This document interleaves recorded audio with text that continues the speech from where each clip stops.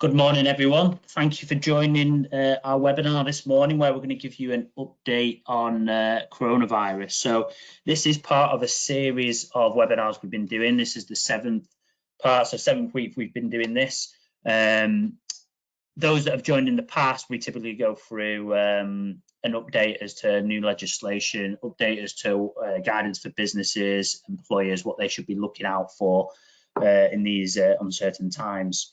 A bit of housekeeping before we get started.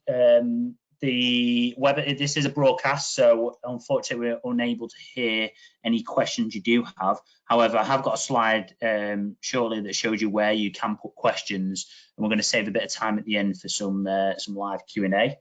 Hopefully you can see my screen. You can hopefully as well also hear my audio. In terms of timing, the webinar is planned in for half an hour. Like I say, hopefully saving a bit of time at the end for some Q&A, so we should finish on time. This session will be and is being recorded, so we will send out, what we have been doing is sending out a recording post webinar.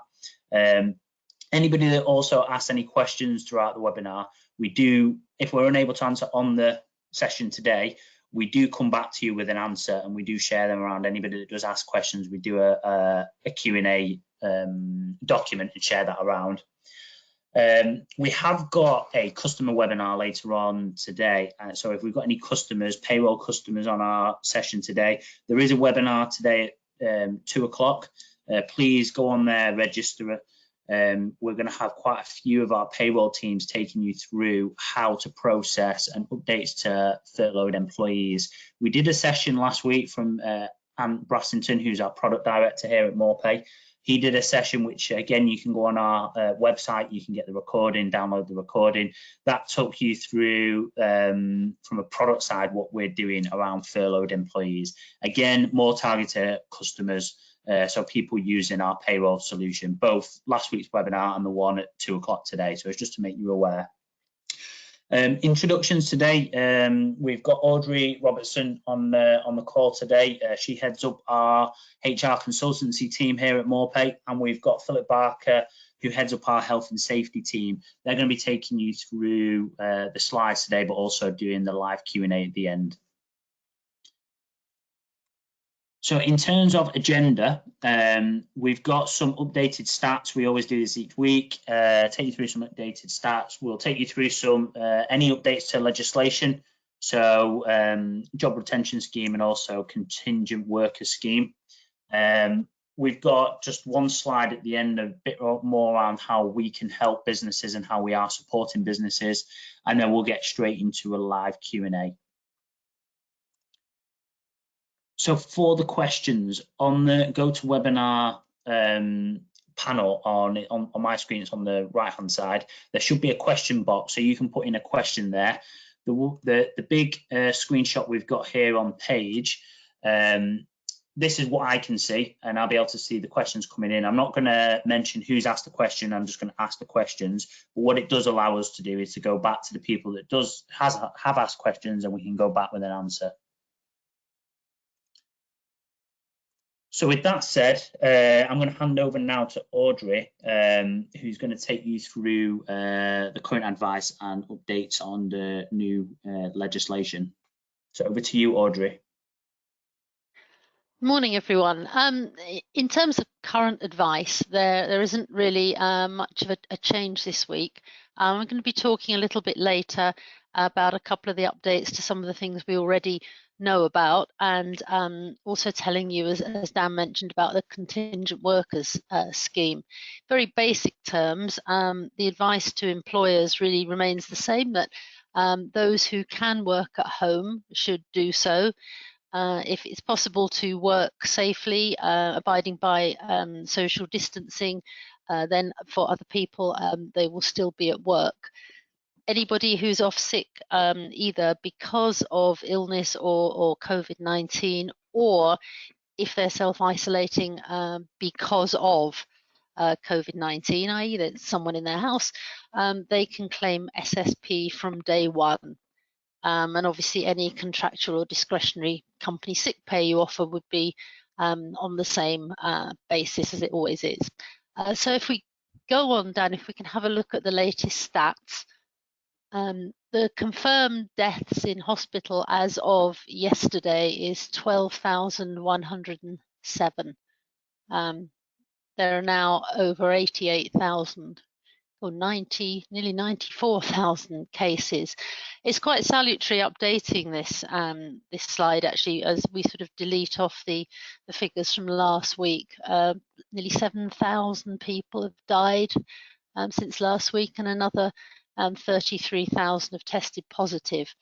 As I expect most of you have heard, the government's coming under quite a lot of pressure to find a way to report non-hospital deaths, which are suspected to be pretty high, especially in care homes. And I don't know if we've got anyone on the call, but you know, we have a number of clients in the care home industry who will be acutely aware of what's happening there. The information is apparently a bit harder to collate on a daily basis, but the Office for National Statistics and the Care Qualities Commissioner are looking at ways to do that. You've probably also heard in some parts of Europe there's a cautious relaxation of a few of the rules.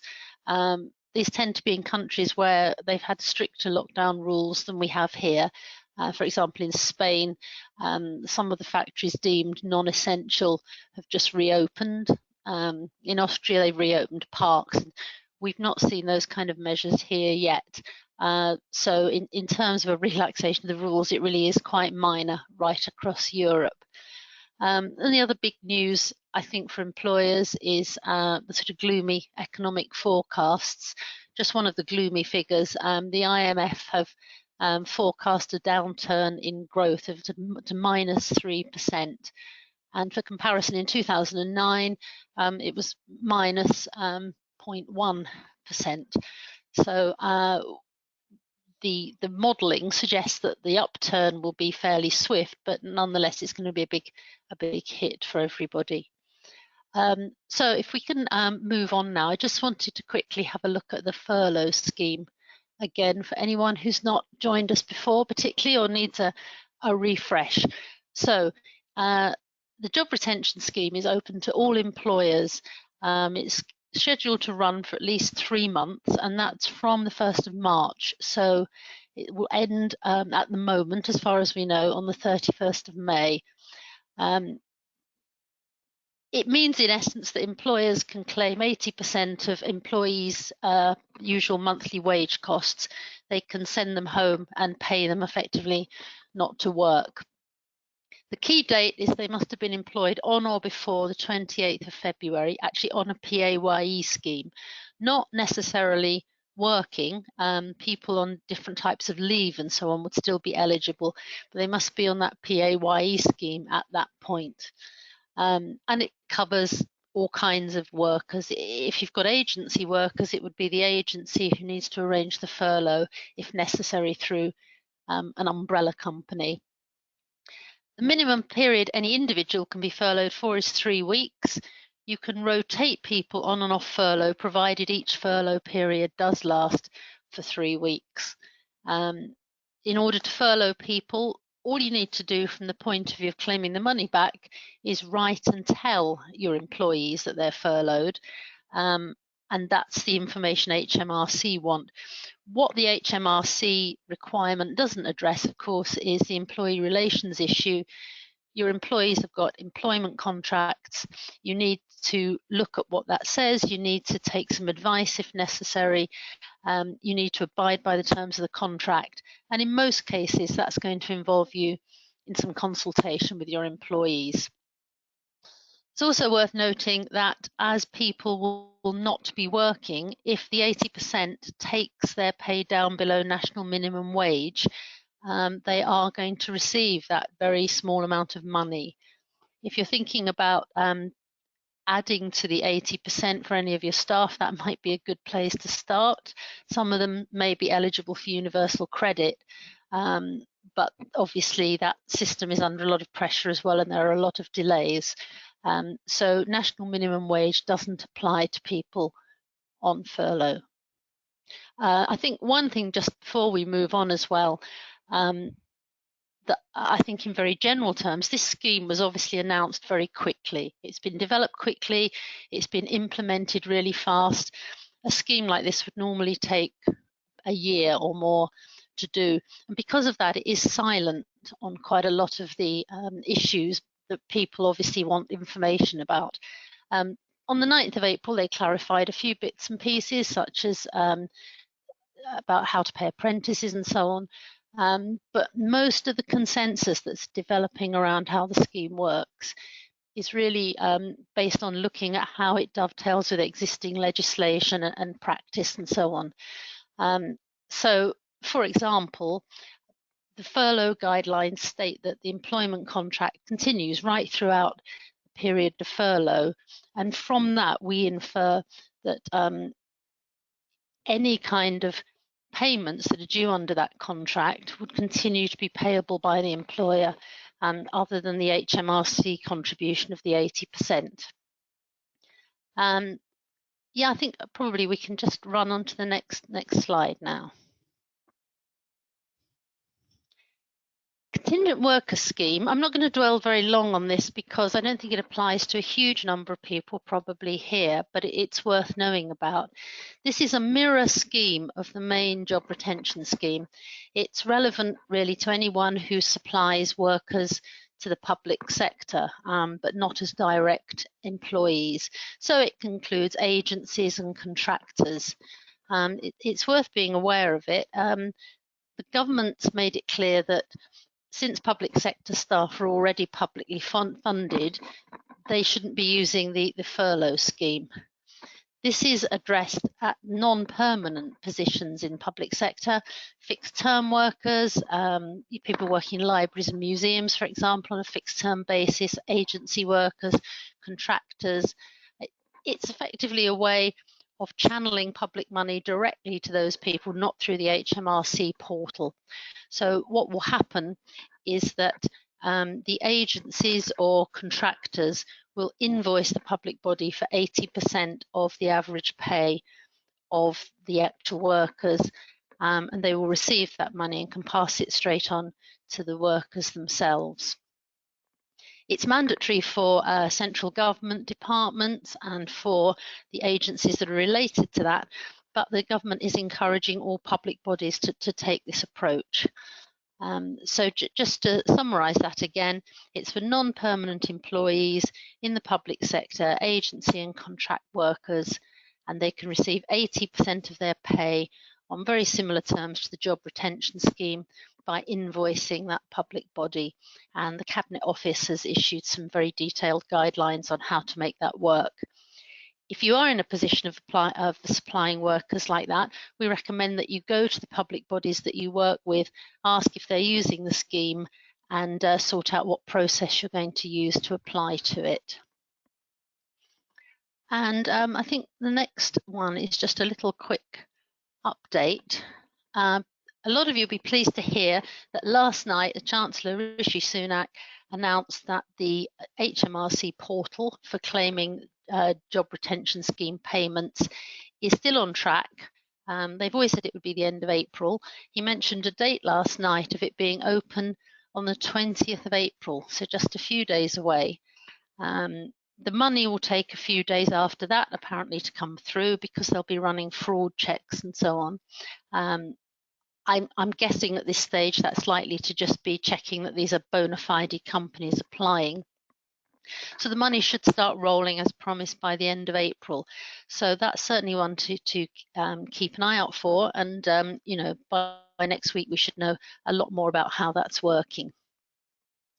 Figures are looking like furlough has been bigger than the government envisaged. Up to 10 million people, they think, potentially could be furloughed by the time the 3-month period is up. The Chancellor's now needing to look at whether to extend the scheme a bit further for perhaps another 3 months. It's been taken up with great enthusiasm, not surprisingly. Originally, it was designed really as a last-ditch alternative to making staff redundant, but for many companies, their income has fallen off a cliff. They've ended up furloughing most, if not all, of their employees. it is worth looking at alternatives where you can have safe working in the workplace. Many public bodies, because they can't furlough people, as I was saying before, have found themselves being quite inventive in the way they've redeployed staff.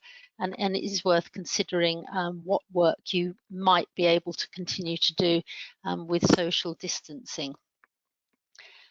The cost is likely to be, for the 3 months of the scheme, £40 billion. That's still estimated at being cheaper than the cost would be if that many people all lost their jobs completely. And some manufacturing sectors have started to push at the government to introduce a kind of part furlough scheme. And I know part furloughing was something we were asked a lot about in the first few weeks of these webinars. Quite a lot of companies could really do with all of their workers working some of the week. It's not easy necessarily to just furlough some and keep others working all the time. And that's also going to be needed to create a way to start bringing people back off furlough, some kind of part payments. So that's another thing to kind of watch this space. And I think now, Dan, I'm going to hand over to Phil. Is that right? Yeah. Yes, thank you, Audrey. So on the next couple of slides, we're just going to have a look at some of the health and safety impacts that are out there at the moment and how you can continue to look after your people while they're in the various stages of working. The first one really just follows on from the furlough scheme. And whilst these guys are not at work, they are still your employees. So there is still some protection under health and safety legislation and potential negligence claims. Bearing in mind, these guys that are at home will not be knowing what's going on. They'll be worrying about the future. So really, we're looking at mental health. So just a few things to consider just to try and look after these employees whilst they're at home is just keeping in touch with them regularly, maybe touching base once a month with a phone call, text messages, emails, however it works out best for you guys. If you've got an EAP or an employee assistance plan, make sure that they've got the details so they can speak to independent people if they need to, and start to maybe think about planning the return to work. How does that look when we're going to be looking at getting them back into work and making those kind of commitments to the team that are out there furloughed so that they can see an end to this situation that they're in. So that's really looking at how we can look after our furloughed employees. Hopefully they're not furloughed for much longer and we can move on to the next stage. Do you want to move on to the next slide for me, Dan?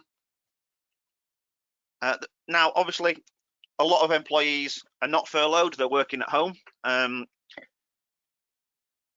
We've touched on this on previous ones, so just a quick real summary of where we are on the home workers and protecting their health. The HSE are still saying that it's a temporary situation, so the use of DSE is not really going to be affecting their health in the long term, but we do need to watch out or be aware of anybody who's got pre-existing medical conditions or where people are starting to suffer from bad backs, muscle strains, etc. There are some basic guidelines that we can give to allow people to do their own assessments and some simple guidance using cushions, pillows, maybe even rolled up towels to make the position as comfortable as possible. But in reality, we need to be taking regular breaks away from computers. The standard is 5 minutes in every 60. So that's just a get up, have a walk around, get your eyes away from the computer, avoid eye fatigue, etc. And wherever possible, move and stretch. If you're on conference calls and you can take those on a mobile phone, walk around rather than be sat in front of your computer. Just some general advice and a little bit of common sense, but sometimes it just needs a bit of a nudge to get that common sense out there. So that's the people that are working from home, and we've got more guidance on that on the Morpay Knowledge Centre. So if you want to move on to the next slide for us, please, Dan. Now, we touched on this last week, and it's probably, again, following on from the furlough situation and how do we get people back to work. So last week, the HSE, CBI and TUC announced a joint statement, or published a joint statement, sorry. And one of the lines in there is firms that can safely stay open and support livelihood should not be forced to close by misunderstandings about government guidance. And a lot of the government communications that were out there originally about travelling to work if work's essential have scaled back slightly, and now to the post that's on the left of that screen is to travel to work when absolutely cannot work from home. So the hidden message to me is that where we can work, where we can still operate safely with social distancing, it's okay to operate those businesses. And that might be a decision in where you are with furlough and what you do at the end of the 3-week period. So the government closed a number of businesses, so there's not a lot, if you're in the pubs, hospitality, those kind of businesses, there's not a lot you can do until those restrictions are rolled back. But other businesses can remain open and their employees can travel to work, provided they cannot work from home. Again, that's direct from the government guidelines. So we need to be looking at how we can safely operate businesses. And Public Health England have got guidances for numerous businesses on there, logistics, warehousing, manufacturing, all around how we can make sure that our staff are distanced or safely working 2 meters or more away from each other, what we can do if we can't work 2 meters away from each other, maybe where we're doing manual handling activities. So there's a load of guidance out there now around how businesses can operate safely. Again, within MorePay, we're updating our guidance on that and our risk assessment. So we've got the information to be able to support you with that. So that's pretty much me done. Quick whirlwind tour of 3 slides, and then we'll see if we've got any questions. Do you want to pick that one up, Dan, or do you want to run through that one? Yeah, if you wouldn't mind running through this slide for me, if that's okay. No problem. Yeah. So as we sort of mentioned on the previous slide, both health and safety and health employment law, we have a 24/7 advice line. So that's direct access to health and safety and HR professionals. On the health and safety front, as I just mentioned, we've got a sample risk assessment, which we're updating regularly in line with the government guidelines as they're changing. We have a little chatbots which covers a lot of the furlough questions, and that's available on the morepay.co.uk website and on the HR hub for clients. We've got published detailed guidance notes on how to operate safely during this period, and again, we're constantly keeping these up to date. And on the employment law side, we're doing virtual consultancy, so blocks of telephone consultancy to help manage furlough, decide on furlough, and other issues that you might have where normally a consultant would come out and see you. And we're doing the same within the health and safety space around home working and preparing to return back to work. So what do you need to be doing before we go back into the office? These kind of things, we can help that out with 2-hour slots of Skype call, video call consultancy sessions. Okay, cheers, Phil. Thank you. So we've just literally got this one slide that talks around a bit around how MorePay can help both customers and also prospects. So any prospects, but it also could be customers looking to bring any additional payrolls on. It could be a supplier failure, it could be numerous reasons, but we've got a fast track implementation, so we can get your employees paid within 48 hours. Albeit it's based on last month's pay, but again, just ensuring that you do get your employees paid. All our solutions are cloud-based and have employee self-service, so especially as they're now working remote, you can access the system and all our solutions or the cloud-based software. As long as you've got PC, tablet or phone and internet connectivity, you can access them all, and you can manage all your absences, expenses, timesheets through the self-serve as well.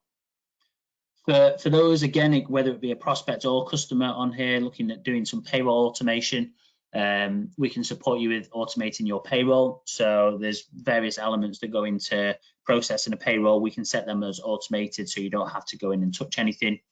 We also have managed payroll support. So anybody looking to outsource their payroll, they can outsource to MorePay. They can do it on a permanent or a temporary basis. We have, Phil mentioned before, HR consultancy. We have various HR consultancy, albeit we're doing it remote at the moment, to support employees, whether it be through furlough, redundancy, layoff, etc. We have a 24-hour advice line, and that's for both HR, but we also have a health and safety advice line. So you can call up and you speak to experts on the phone. They'll give you best practice, but also commercial advice on what to do. And it doesn't have to just be around coronavirus. It could be any employment law, health and safety issue you've got. And you can also insure that advice as well. So should it go to a tribunal, you're insured as a business as long as you followed our advice. And then lastly, we do have an employee assistance program available. It's really important at these times that you're supporting your staff whilst and if they are working from home or they've been furloughed, getting them the support they need is going to be vital. So we do have an employee assistance program that both prospects again and customers can take advantage of. Any products or services that anybody is interested in, just put a question in the box and we can get some further information sent out to you. So with that, I'm going to just go to some questions. So just bear with me a couple of seconds while I open up the question box. So we've had quite a few. Probably one for you, Phil, first one.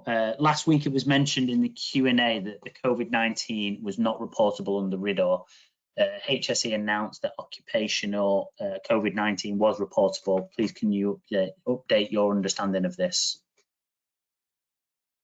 I think actually what we called out yesterday was that it is reportable in certain circumstances, and that is if you're working in a lab or if you're and you get an infection or you create an infection due to an accident within the lab, and similarly if you're in a care or a medical situation where an employee contracts the COVID virus from a patient or a resident or a service user. So those are the only real two situations when coronavirus is reportable under RIDDOR. The rest of the time, so if it's somebody working in an office and catches it from somebody on the desk next to them, or that's not reportable. Right. Okay. Thanks, Phil. Hopefully that's cleared that one up. Can you? And I think we've covered this one, so hopefully it's a quick answer. Can you furlough someone who is off sick? Probably going over to Audrey. Yeah, that's a kind of a very short question with a kind of multidisciplinary answer to it. Yes, you can furlough people on grounds of difficulties they're having. Obviously, you know, your first approach needs to be operational from your own point of view. But if people are shielding, if they've had one of the government's letters to say they should be shielding, you can furlough them. If they are sick, then they are off sick under normal SSP or any company sick pay schemes that you have. I would say, obviously, if you've got someone furloughed, they're very unlikely to report sick if that would mean a reduction in their income to SSP anyway.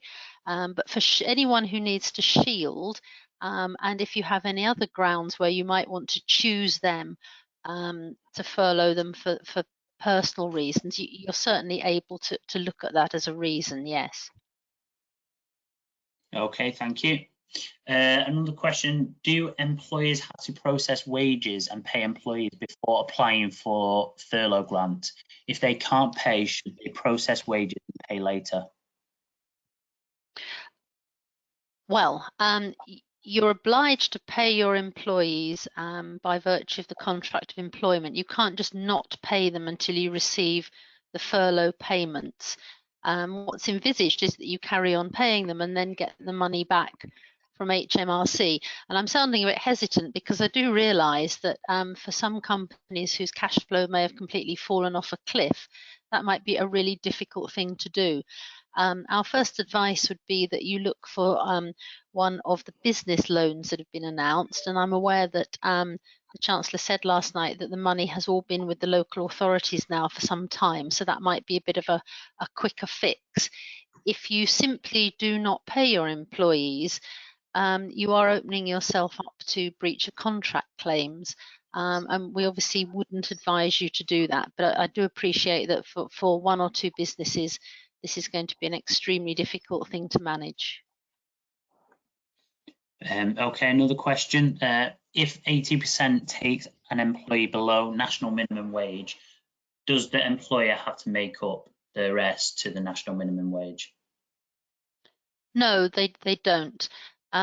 If somebody is doing any training, they will need to be paid national minimum wage for that. So if you're running a training scheme with them, you'll have to make sure they receive proper national minimum wage. But national minimum wage legislation only applies to work that is done. And as they're not working, they don't have to receive minimum wage, even if the 80% furlough money takes them right down there. What I did say earlier is that if you are looking at any limited ways of topping up employees' income to 100%, people on national minimum wage might be a good target for that, because they obviously are going to be really struggling. Okay. Another question, if furloughed during the bank holiday, do you make up to 100% for the bank holiday? Yes, our understanding, and not just our understanding, but generally across sort of employment advice and law, what we all take from the guidance is that any day when you are on holiday while being furloughed, you receive 100% of your pay for that day. So that would mean if an employer is recouping the 80% from HMRC, any day's holiday that falls within that period, they'll have to make that up to the 100%. Okay, thank you. I think just on timing, I think we'll have one last question. We have got quite a few more. Should department managers keep in touch with staff, or should it be HR?